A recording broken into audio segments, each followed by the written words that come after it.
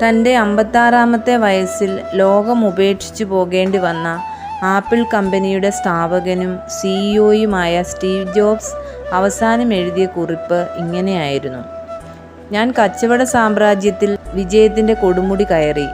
മറ്റുള്ളവരുടെ നോട്ടത്തിൽ എൻ്റെ ജീവിതം വലിയ വിജയം തന്നെ. എന്നാൽ ജോലിക്ക് പുറത്ത് സന്തോഷമെന്തെന്ന് ഞാൻ അറിഞ്ഞില്ല.